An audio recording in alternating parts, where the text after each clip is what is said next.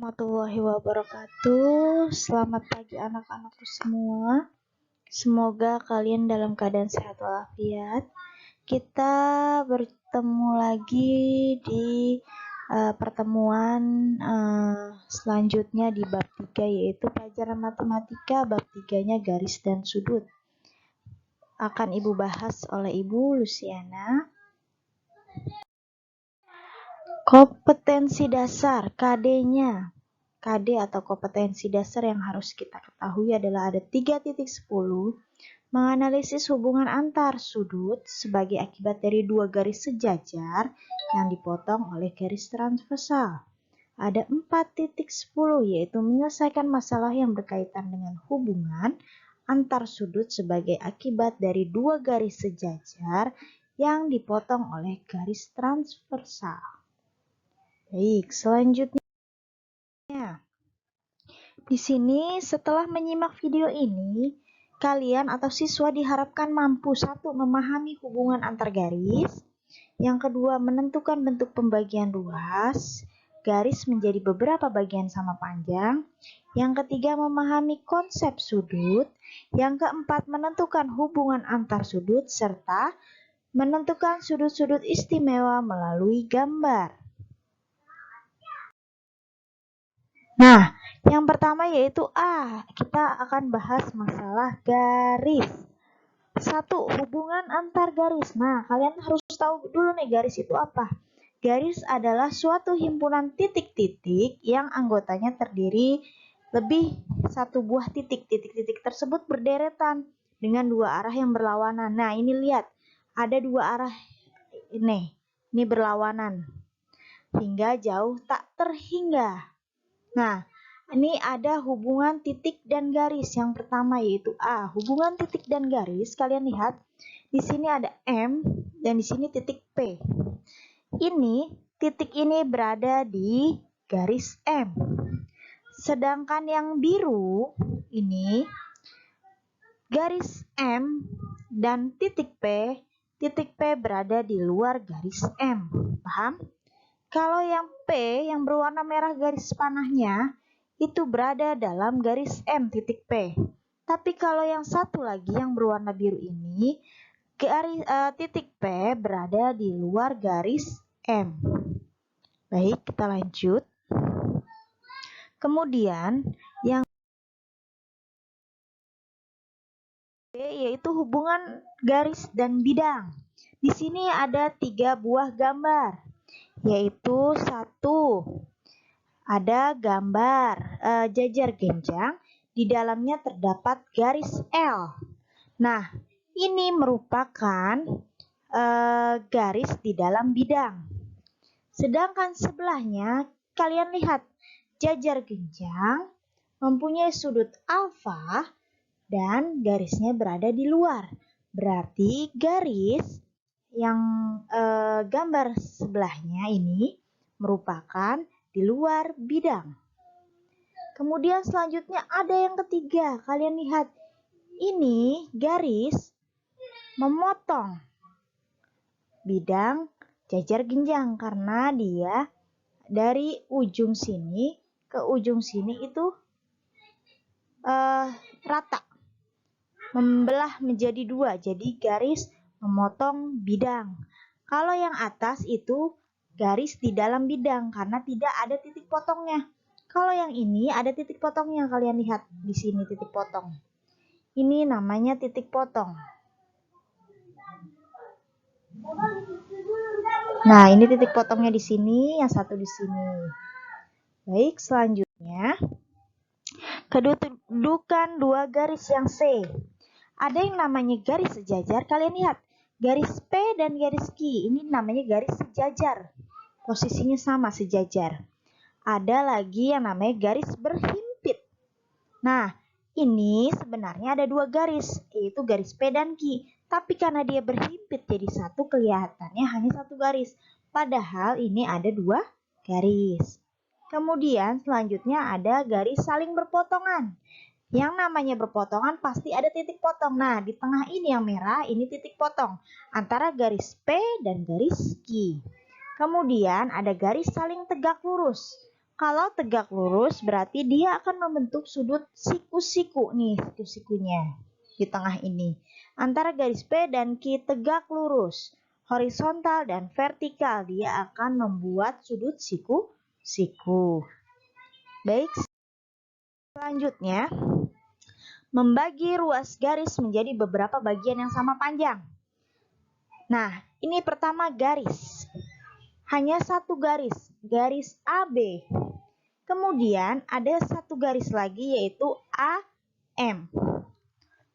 Untuk membagi bagian sama panjang, kalian harus membuat titiknya dulu. Pertama ada P, garis P, kedua garis Q, ketiga garis R, keempat garis S, dan kelima garis di M.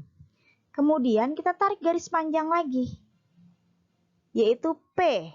Jadi potongan AP sama dengan PQ, panjang PQ sama dengan panjang QR, RS sama dengan panjang SM.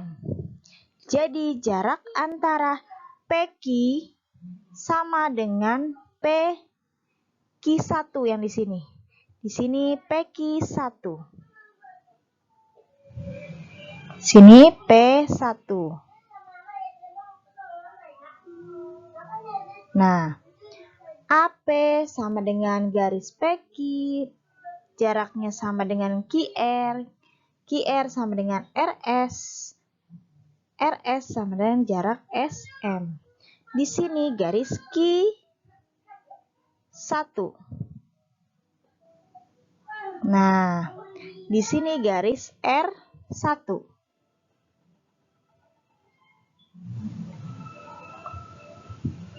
Di sini S1. Perbandingannya berarti sama. AP sama dengan AP1. AQ sama dengan AQ1. Perbandingannya sama. Baik, selanjutnya kita masuk ke bagian B, yaitu sudut. Sudut, kalian bisa lihat ini yang dimaksud dengan sudut. Ini dimaksud dengan sudut.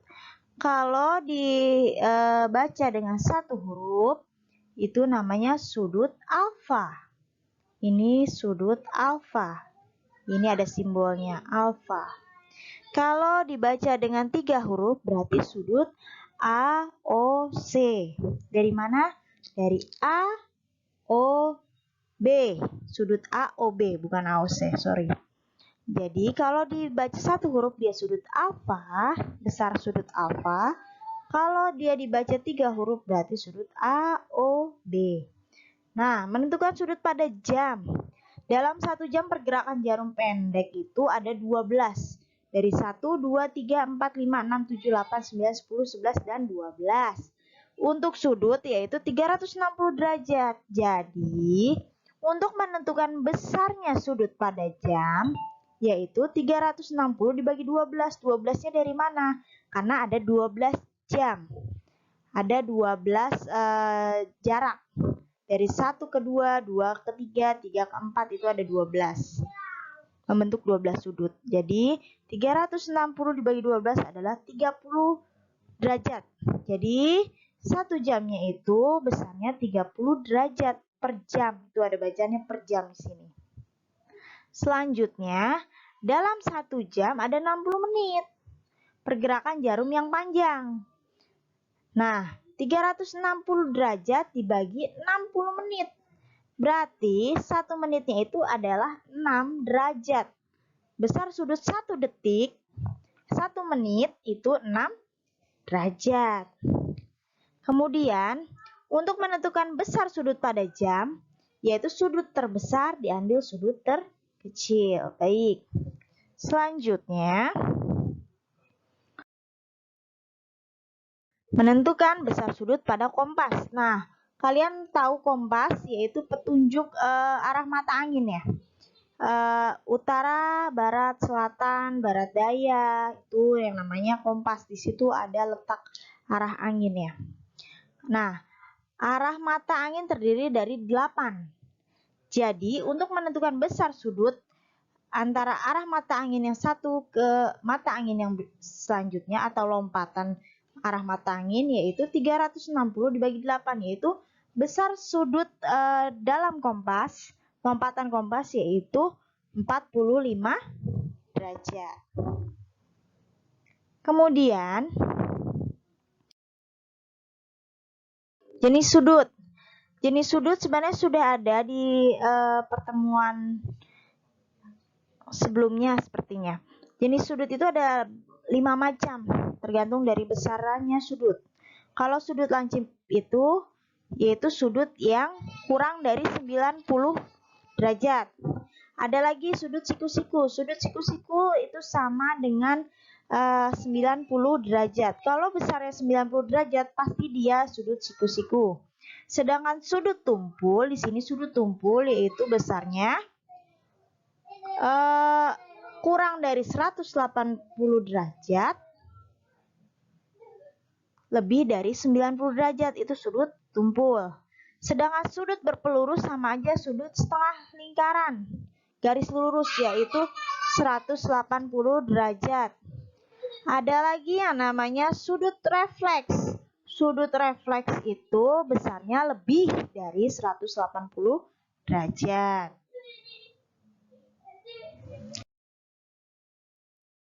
Nah, untuk pertemuan hari ini kita cukupkan. Ibu minta kalian kerjakan latihan soal halaman 1. Latihan soal 1 halaman 26. Kerjakan di kertas lembar di staples. Jangan dikerjakan di buku tulis. Kerjakan di kertas lembar, selipkan sesuai dengan halamannya. Ibu akhiri untuk penjelasan hari ini. Semoga kalian paham. Selamat mengerjakan tugas. Apabila ada kata yang kurang berkenan, Ibu mohon maaf. Wabillahi taufiq wal hidayah. Wassalamualaikum warahmatullahi wabarakatuh.